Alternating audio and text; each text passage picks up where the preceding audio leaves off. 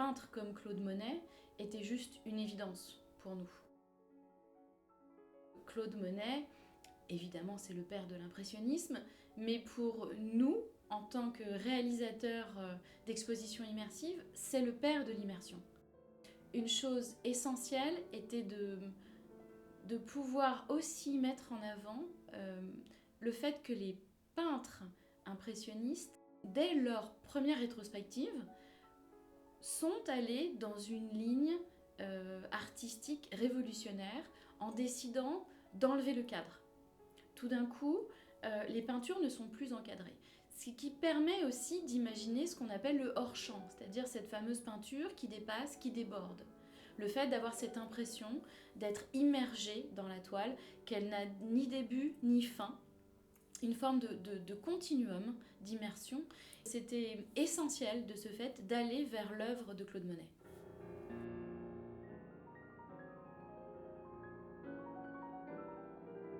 Ce qui me fascine le plus chez Monet, c'est la longévité de son travail artistique. Cette volonté que je trouve quand même assez nouvelle d'avoir envie de peindre ce qui n'existe pas. L'image totale, elle est née dans l'esprit d'Albert Plessis. Albert Plessis était un photographe, grand reporter, mais c'est aussi quelqu'un qui était animé par le fait qu'il fallait à un moment donné dépasser l'image encadrée. C'est-à-dire qu'il avait cette impression que l'image n'était qu'un objet de reproduction, souvent petit, dans un livre, dans un journal, sur un écran de télévision, et dans un cadre photographique, et qu'il avait envie de dépasser ce support, ces supports. Il avait envie que cette image, elle soit libre, en fait.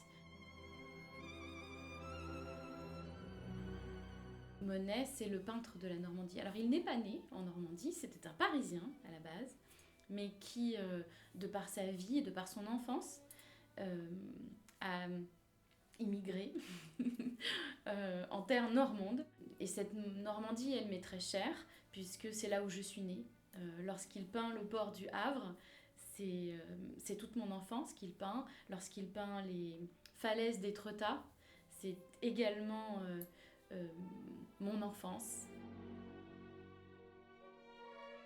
Je crois avec Julien que ce que nous voulions vraiment montrer dans cette exposition Imagine Monet, c'est la manière dont on peut regarder les toiles de cet artiste. Nous pouvons les regarder comme dans un musée, de loin, et ressentir véritablement cette impression de distance entre l'artiste qui peint et l'objet qu'il a décidé de peindre. Et nous souhaitions surtout montrer le décalage entre justement cette vision distancée et une proximité avec l'œuvre qui vous permet de rentrer dans le détail, de voir qu'en fait cette peinture de Monet, ce sont des touches, souvent de peinture franche, non mélangée.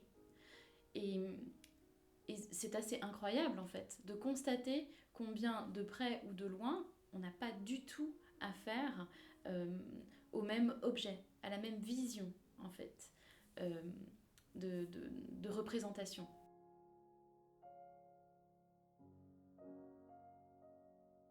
Le fait d'avoir d'une part ces écrans plats, très hauts, qui souvent vont présenter une image fixe, à côté de ce serpent, comme on l'appelle, entre nous, c'est-à-dire ce module central sur lequel on projette, qui est en fait un tissu légèrement fripé, qui permet à l'œuvre, quelque part, d'apparaître dans le détail, mais tout en reprenant cette distance. Ce que Claude Monet peignait avant tout, c'est la lumière. Et que cette lumière, en fait, c'est du temps. Je crois qu'il était en lutte permanente avec ce temps qui passe, afin de saisir la lumière idéale, la lumière parfaite, celle qu'il avait choisi de peindre, et la représenter de cette manière-là sur un tissu légèrement fripé, qui permet de redonner cette notion d'impression et en même temps de temps qui passe, puisque l'image n'est jamais fixe. Cela me semblait essentiel pour ne jamais trahir l'œuvre du peintre. Avec Julien, ce que nous avons voulu vraiment créer avec ces expositions Imagine, c'est avant tout de ne jamais trahir l'œuvre de l'artiste que nous avons décidé de présenter. À aucun moment donné, par exemple, vous ne verrez un tableau bouger. Nous avons fait ce choix parce que dans l'histoire de l'art, les artistes ont toujours choisi un point de vue. En fait, une œuvre picturale, c'est forcément un mouvement arrêté par celui qui a décidé de peindre une œuvre. Et il nous semblait très important de respecter ce mouvement arrêté. Le fait de ne pas animer une œuvre permet de rentrer dans ce qui pourrait sembler l'intimité propre à chaque artiste, à découvrir son fameux coup de pinceau. Je qualifierais l'exposition Imagine Monet tout d'abord de rétrospective, parce que nous avons fait le choix de faire une exposition avec Julien en 3 parties. Une première partie très chronologique d'ailleurs, sur ses premières œuvres en fait, avec son jardin, sa famille, ses amis, ses proches. La deuxième partie de l'exposition est attachée véritablement aux séries qu'il a pu faire, avec toujours cette obsession de la lumière. Vous avez la série des cathédrales de Rouen, vous avez également la série des Meules, vous avez la série du Parlement à Londres, et puis une de celles que j'aime le plus, c'est la série des Peupliers, faite en Normandie, ces peupliers que j'aime tant. Et enfin, vous avez une troisième partie que le spectateur va pouvoir découvrir et qui est celle sur le fameux jardin de Giverny avec ses nénuphars qu'il avait lui-même plantés dans ce jardin. Il ne faut pas oublier non plus que lorsque l'on parle d'impressionnisme, on parle aussi d'une autre influence artistique qui a eu lieu à cette époque-là, qui est le japonisme. Claude Monet était l'un des plus grands collectionneurs de ces fameuses estampes japonaises qui étaient si célèbres à l'époque. Et je crois que c'est aussi dans cette perspective qu'il avait décidé de consacrer autant d'études à son jardin. Avec Julien, nous avions cette volonté d'avoir une exposition, je dirais, dont l'une des caractéristiques est d'être dans un cadre zen. Ce côté zen, évidemment, il vient de l'émotion que l'on peut ressentir face à ces toiles et qui, quelque part, sont en opposition d'ailleurs avec la manière de peindre de Claude Monet, puisqu'il était constamment dans le fait d'être très rapide pour pouvoir saisir l'instant, la lumière qu'il souhaitait absolument reproduire, et en même temps d'avoir au final une peinture dont ressorte une sorte de paix, de paisibilité aussi, face à cette œuvre. C'est vraiment une des émotions que l'on ressent. Et cette émotion, nous avions décidé de la conforter par justement un accompagnement musical extrêmement important en fait dans nos expositions, et qui nous a amené aussi à faire des choix de contemporains de Claude Monet, que ce soit avec Camille Saint-Saëns ou que ce soit également avec Bizet.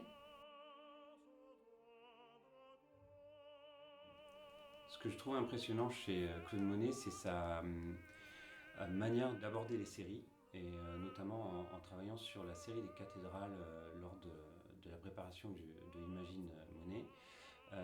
On s'est retrouvé sur des cathédrales qui étaient dans des palettes de couleurs totalement différentes, dans des contrastes, dans on va dire des approches visuelles, thématiques, couleurs différentes, mais malgré tout, quand on a dû les superposer pour faire un peu cet effet que l'on présente dans la salle immersive, on s'est aperçu que les tableaux respectaient tous parfaitement les proportions et qu'on pouvait les superposer parfaitement les unes sur les autres.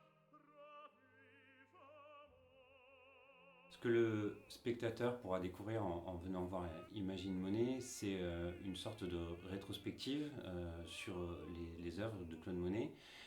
On n'a pas abordé les caricatures du début de sa vie. Il me semblait plus important de se concentrer sur les œuvres peintes, les œuvres qui retracent un petit peu ses différents partis pris, son exil, son envie de peindre des séries, sa manière d'aborder la lumière et comment essayer de la capter pour la retranscrire sur le canevas.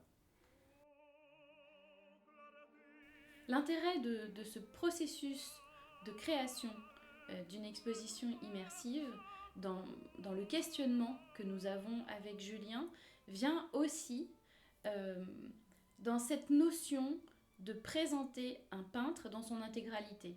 Parce qu'il est, pour un certain nombre de peintres connus, impossible d'avoir dans un même lieu, au même moment, l'ensemble de son œuvre, qui se trouve souvent dispersée dans de nombreux musées à travers le monde.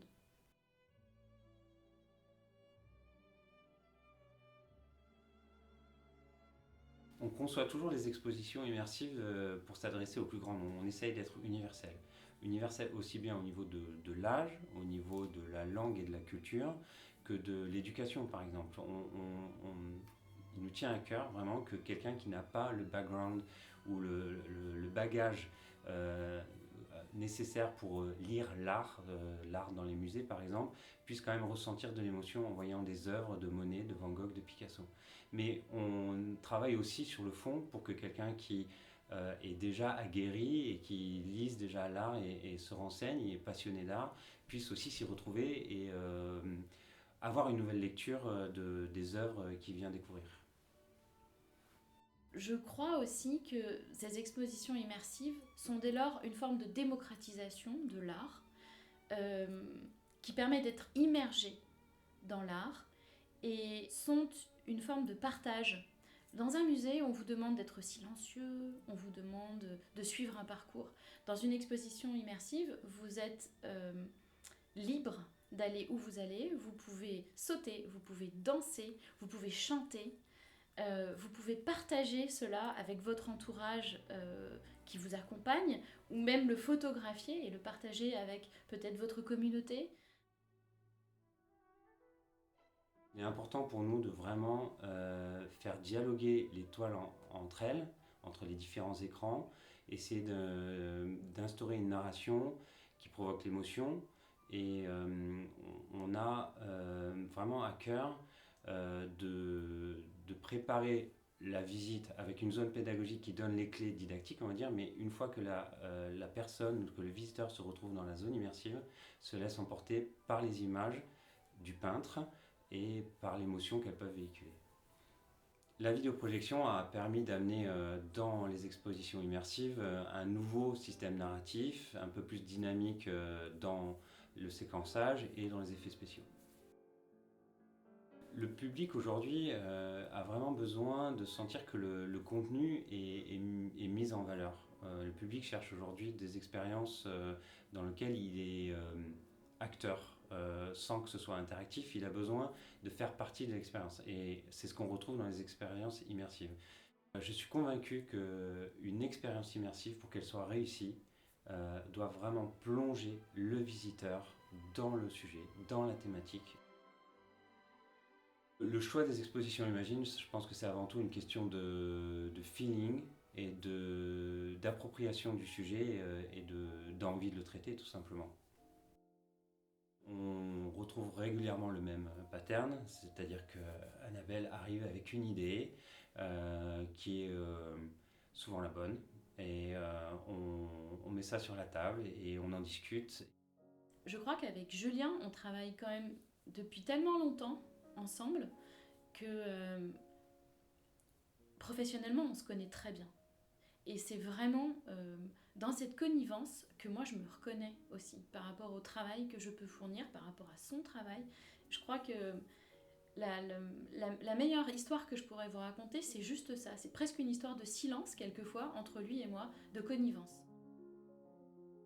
3 mots pour définir les expositions immersives Imagine. Le rêve, la liberté, l'avenir.